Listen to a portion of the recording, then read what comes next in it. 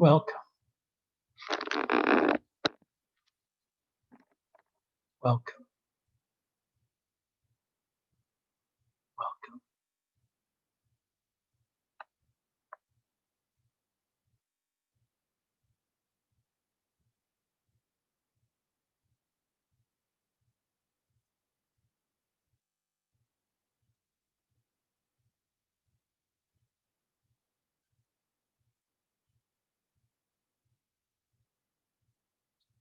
I got an email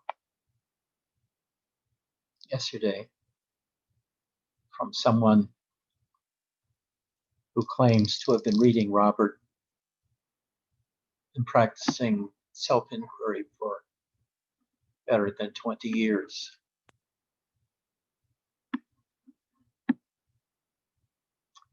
But he said he's got from reading my book is that there's no place in his life for love, devotion, joy, that he's become a curmudgeon.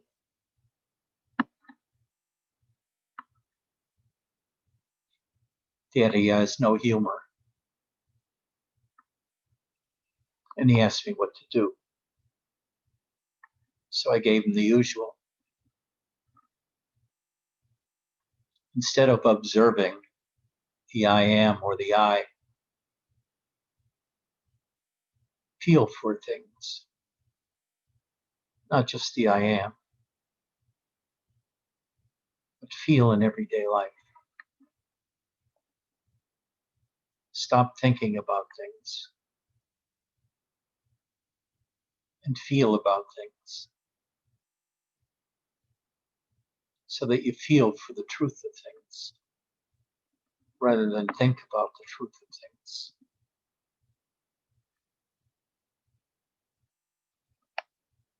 In other words, you try to open your heart. And one of the practices to help do that is listening to and chanting with sacred chanting.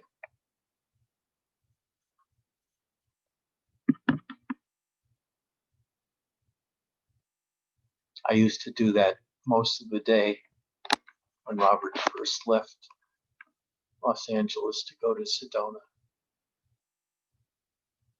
Just spend most of the day listening to chanting while I'm doing walking, exercise, or laying on my couch.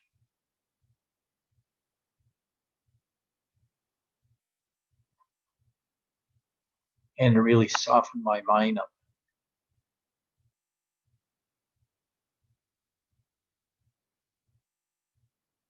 There's so many things you can do to learn how to feel. You can begin by increasing your ability to perceive energies inside the body. I often recommend getting Richard Gordon's first book, Quantum Touch, The Power to Heal, because it has some very interesting exercises so you can begin to feel energies. Your hands, your fingers, your chest, wherever. And you can practice opening the chakras, moving energies from one chakra to another.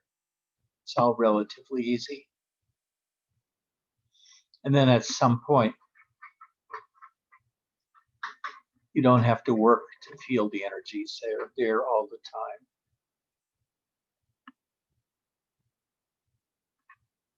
And all you have to do is surrender to them and become more receptive to feeling them.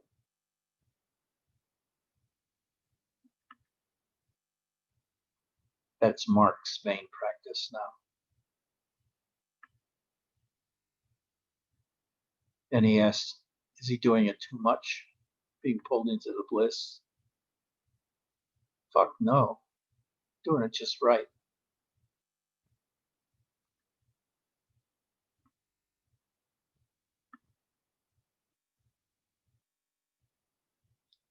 You have to get out of your mind and get it into your body, to feel with your body and develop your intuition.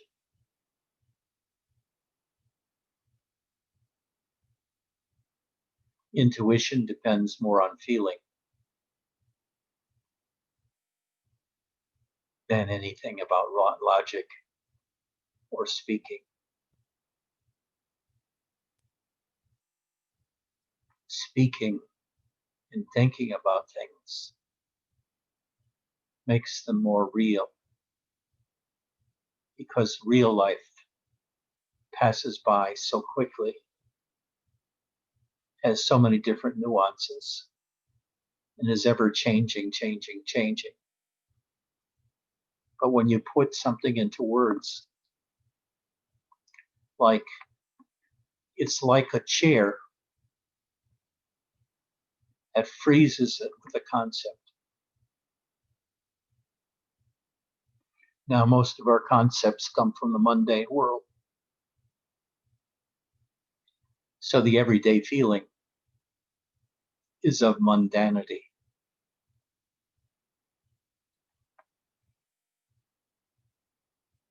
But if you practice feeling by softly practicing yoga, by chanting, maybe even a devotional japa, repeating the name of Krishna or Rama, done with feeling, listening to Yogananda's chanting music, which is very devotional and often in English.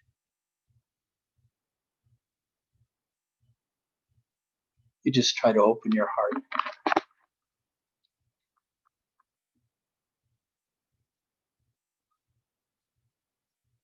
Don't observe, feel.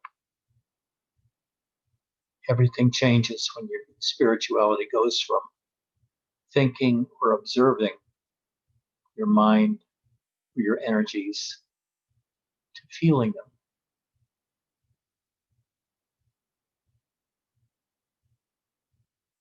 Children don't think about things, they feel. When you're 3 years old, you're not pondering about the nature of your posture when you're running that makes you fall down.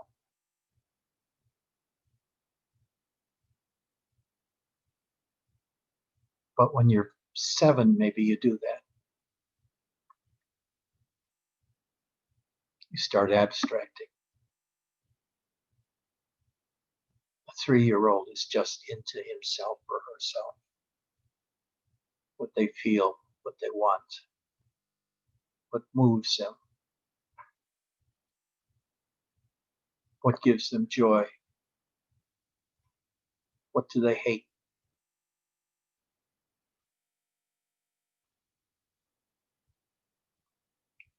So their whole life until the age of 12 or so is learning not to feel so much,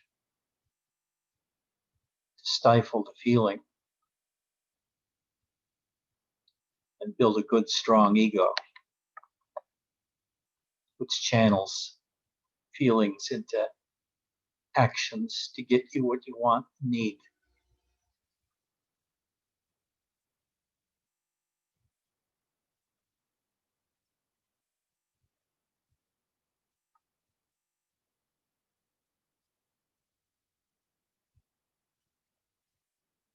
But by then,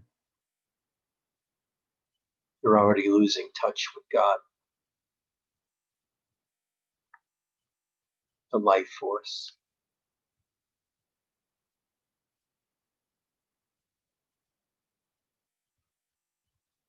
You become an ordinary man or woman in a 9-to-5 job, in a nondescript job.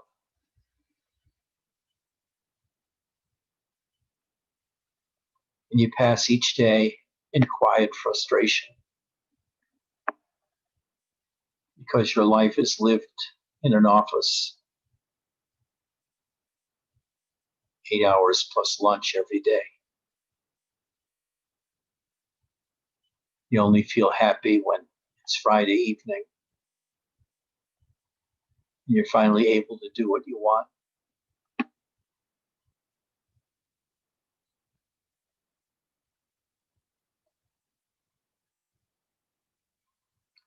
But instead of doing that,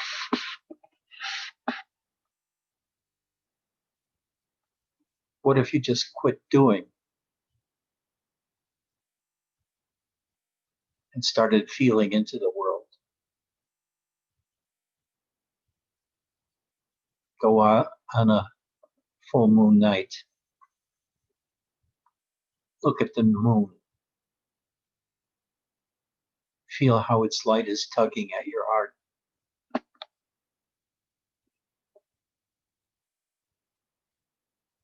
Or whatever. Feel the coolness of the moon's light. Does it suck at you?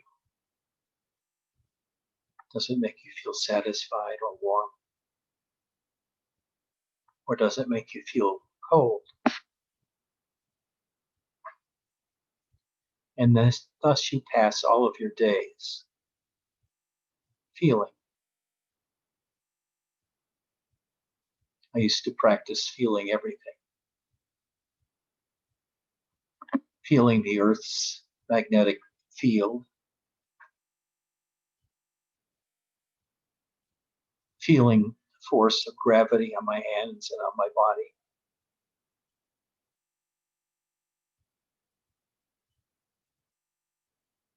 Feeling into the walls to feel the electrical wires in the walls and how there's a slight tingling of your fingers when your fingers pass over a live wire. Lying in a bed, feeling the coils inside the mattress.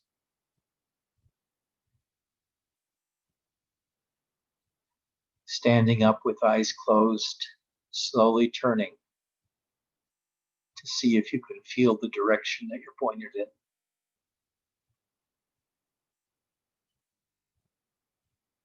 Trying at night to see how well you can see in any kind of darkness.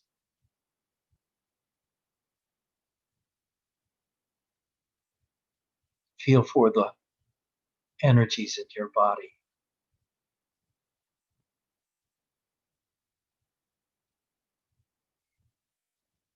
Feel for love in your chest. Feel your own loneliness. Feel your depression. Feel your sorrow.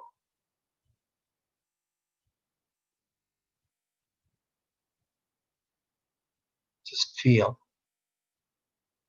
Become again as a child without a complex mind. Just experimenting with feeling. Maybe practice Tai Chi.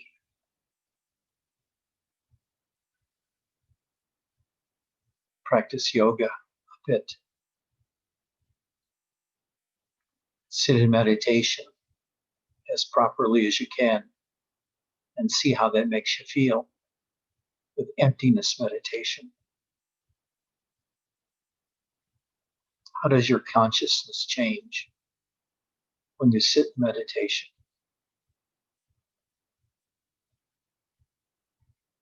Do you slip away and go unconscious?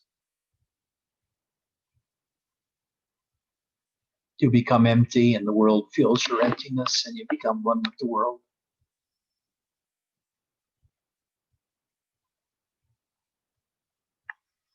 You experiment. You pretend you know nothing.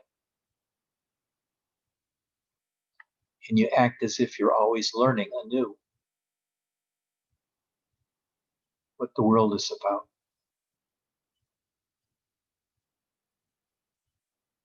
And then, after you realize you're not through your body, attend to consciousness itself. What is consciousness like for you?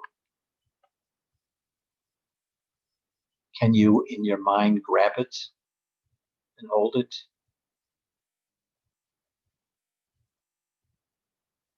Does the light of consciousness fill your insides with white or colored light?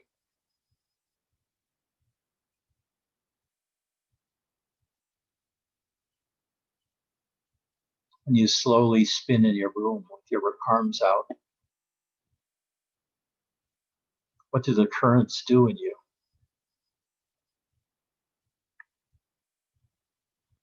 Do they spin with you, or are they standing still?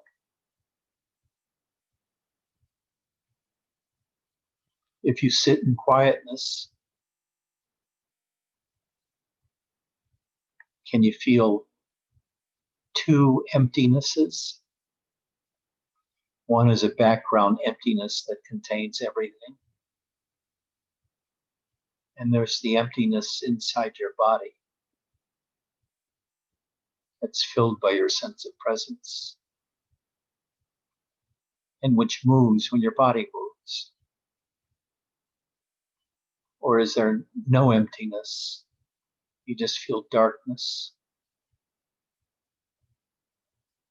Or do you feel more than two emptinesses? You'll find that you begin to unlearn everything you learned before about the nature of the world. When you feel it outright anew, you just touch it. You want to touch a person's face, see what it feels like.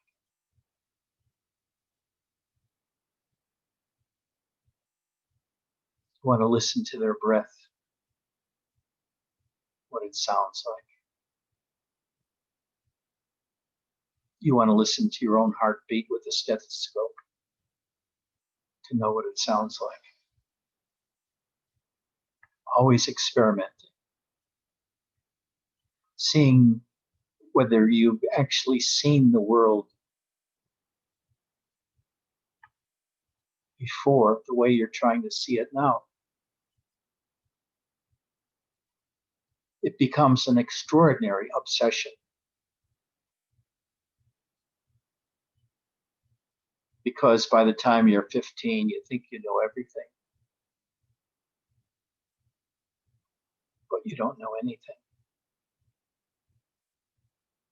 You know about the basics of the mundane world and resist it because it's so unpleasant.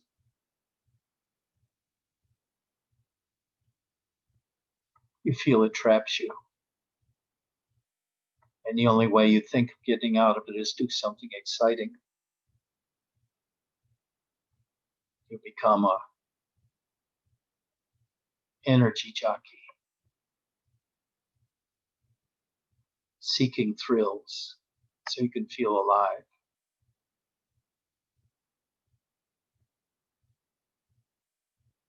But the energies that way are not subtle and nuanced.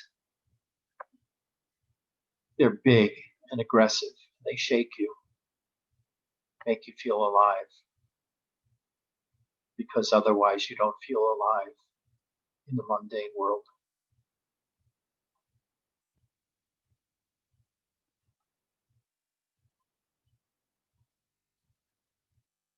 It's all about learning how to feel. And secondarily, learning how to speak about what you feel in a new way so that you communicate with others ways to help them perceive the world better.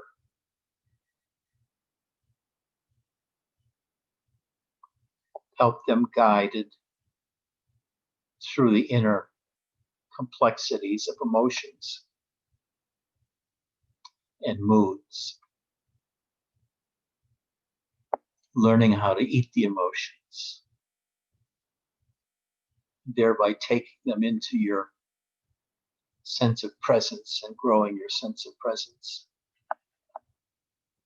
and not being afraid of fear anymore, not be afraid of depression anymore, not be afraid of love anymore. Oh, how many of us fear love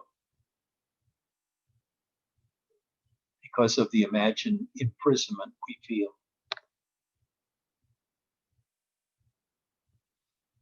I don't want to be in a deeply committed relationship. I want to keep it light so I can be myself, remain myself.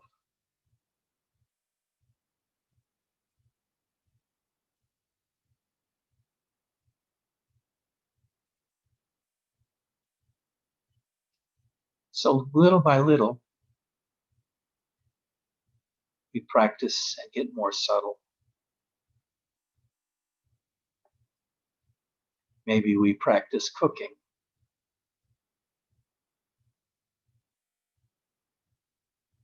To get more and more subtle tastes and mixtures of tastes.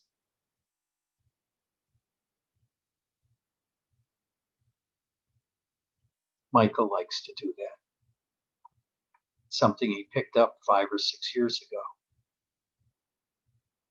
Mixing tastes. Flying by the seat of his pants and cooking.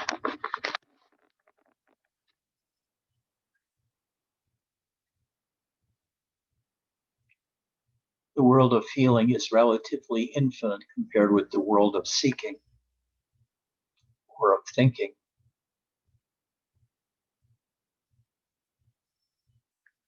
Just like there can be 1,000 different perfumes you could have, each one for a different emotion or mood.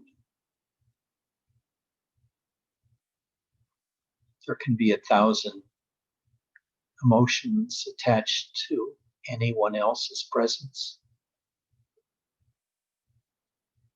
Maybe somebody coming into your presence awakens you. You feel alive. You feel horny. You feel awed by their beauty or their intellect.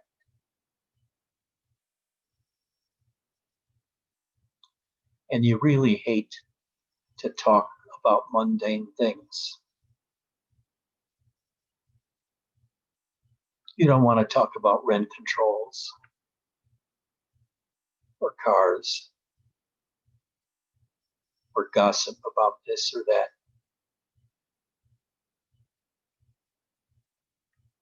You're exploring a whole new world. You don't want to be bogged down in staying in any one place and being reabsorbed by the mundane world at that point.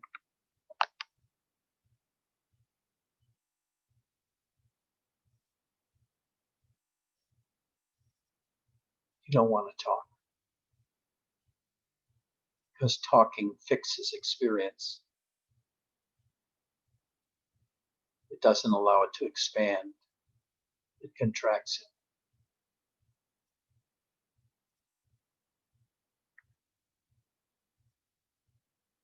Now, how many here resonate with what I say?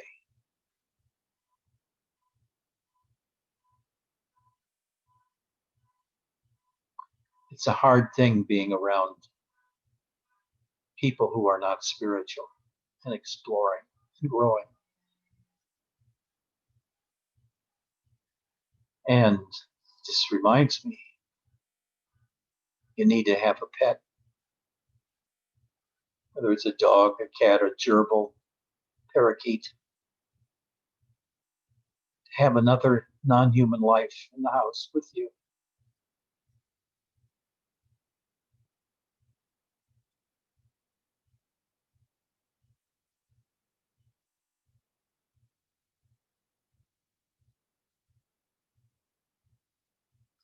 And then sometimes life may make you so unhappy that you just want to cry. but you can't. You've become too stoic. But you have to learn how to cry again. Big roomfuls of tears. Feel the disappointments of the past, the death of a loved one.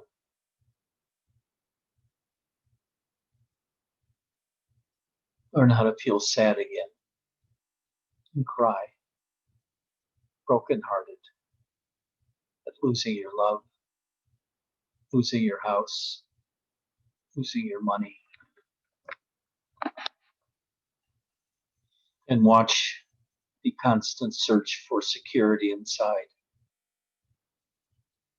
And knowing your limits because you don't want to break that security by doing something too radical.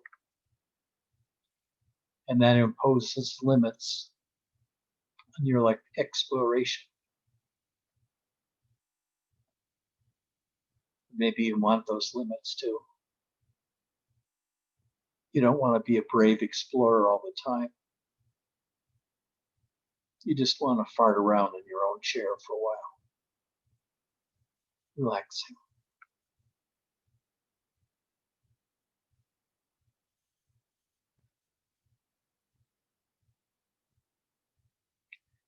And then it's also really important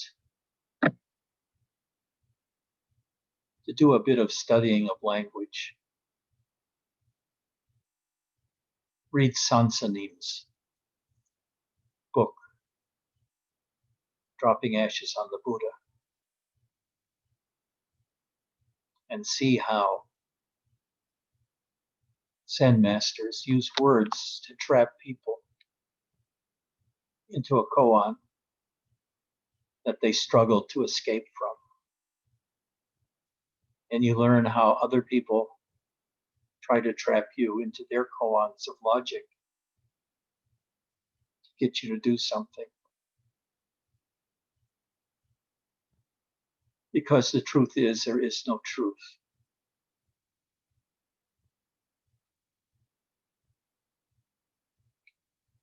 Science is nothing but half-truths that blind you to the reality itself.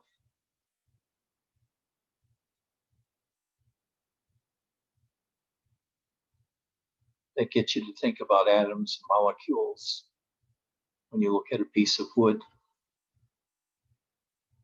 instead of enjoying the texture of that piece of wood.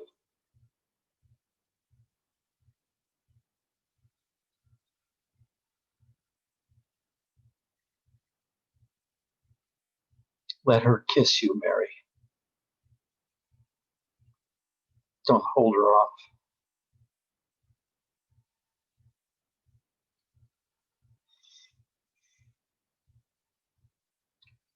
Does anybody have any questions or statements?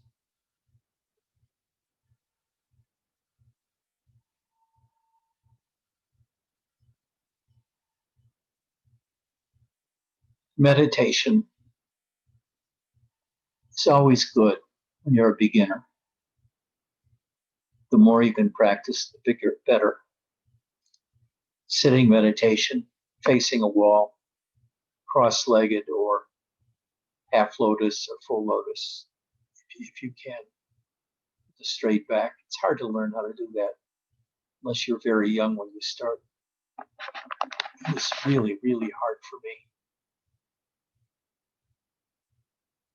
But once I learned how to sit full lotus,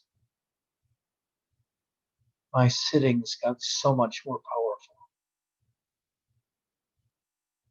And I just disappeared into the world regularly. Became the bird flying overhead, cawing, or the sound of the trees. I became the sound of the trees, or the sound of an airplane passing overhead. That made me see that there was an entirely different way of perceiving life. not as a conscious individual, but as the event itself.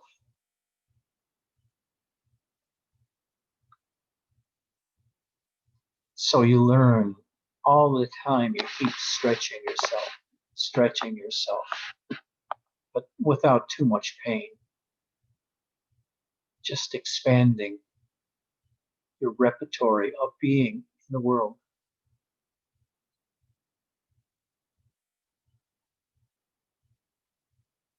You set the pace.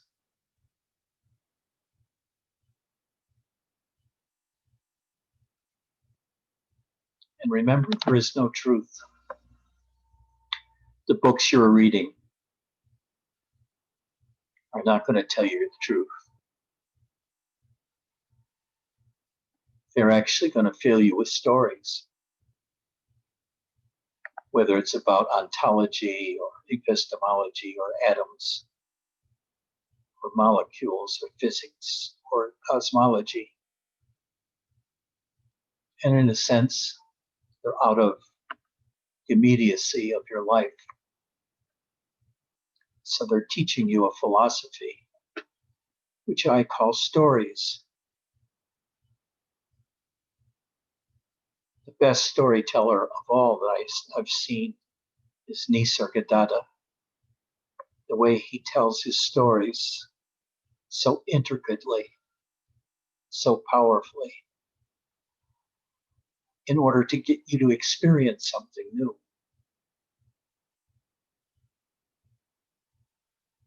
First, to teach you that you're not your body. And when you realize your spirit and not the body, your consciousness.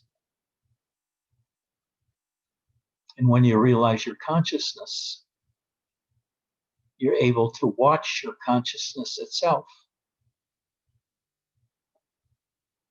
Just sit in a chair and watch the totality of your consciousness. What is consciousness like for you? For me, when I concentrate on my awareness of my body, I find it has almost a granular feeling, like it's not entirely fluid, like there are holes in the field of perception, which my mind fills over.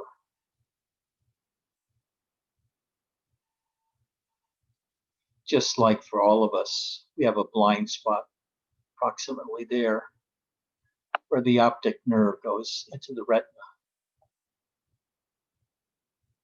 But our mind fills it in as we see the hand going in that direction. But there's granularities within your touch, within your sensation of your body. And now you're not looking at your body so much as how consciousness is perceiving your body.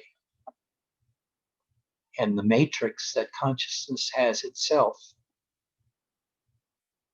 that leaves holes in your perception of the external world.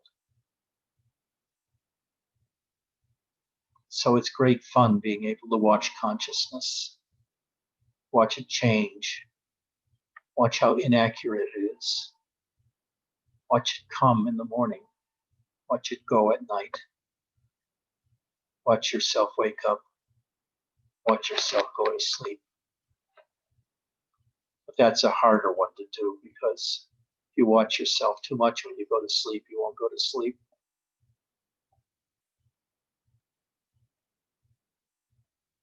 But when you sit in silent meditation, without an objective meditation, without focusing on anything, you just let consciousness focus on whatever, it usually begins to rest on all things. It expands. And when it expands enough, the barrier, imaginary barrier between you and the external world disappears, and the world rushes in to fill it, and you become the world. Brahman state. And then you know what Robert means by Brahman, what Nisargadatta means by Brahman. It's the totality of the world enfolded into you.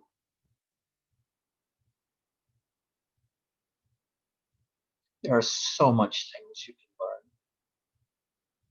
By devotion, going deeper and deeper in devotion, just practicing devotion for the heck of it. Go to temples,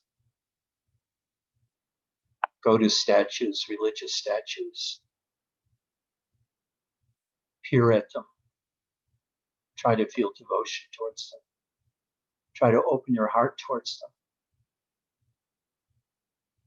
And gradually you'll be open to devotion, surrender, bliss, and grace.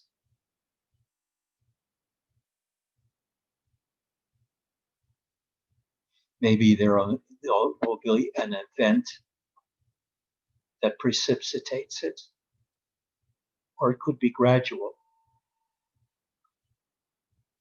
But things will happen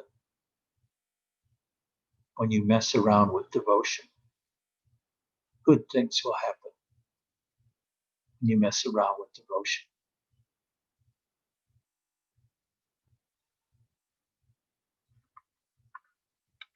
Does anybody have any comments or questions?